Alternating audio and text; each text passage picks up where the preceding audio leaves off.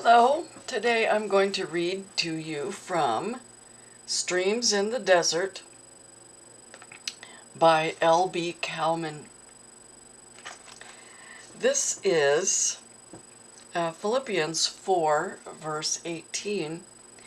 I have received full payment and even more. In one of my garden books, there is a chapter with a very interesting title, Flowers That Grow in the Shade.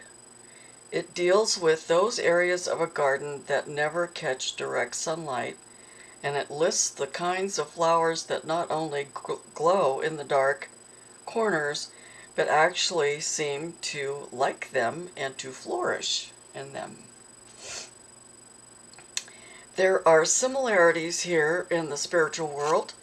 There are Christians who seem to blossom when their material circumstances come to the most harsh and severe. They grow in the darkness and shade. If this were not true, how could we otherwise explain some of the experiences of the Apostle Paul? When he wrote the above verse, he was a prisoner in Rome.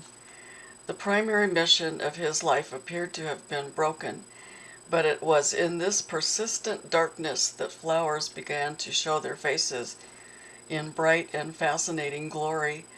Paul may have seen them before, growing along the open road, but certainly never in the incomparable strength and beauty in which they now appeared. And words of promise opened their treasures to him in ways he had never before experienced. Among those treasures were such wonderful things as Christ's grace, love, joy, and peace. And it seemed as though they had needed the circumstance of darkness to draw out this secret and inner glory. The dark and dingy prison had become the home of the revealed truth of God. And Paul began to realize as never before the width and the wealth of his spiritual inheritance. Haven't we all known men and women who begin to wear strength and hopefulness like a regal robe as soon as they must endure the season of darkness and solitude? People like that may be put in prison by the world, but their treasure will be locked away with them, for true treasure cannot be locked out of their lives.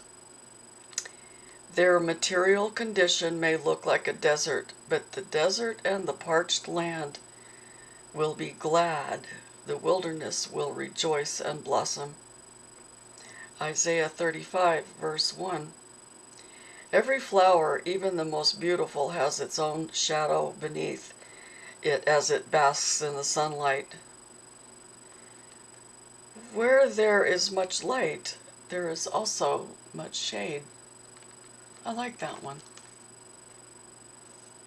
I like that one. See you next time.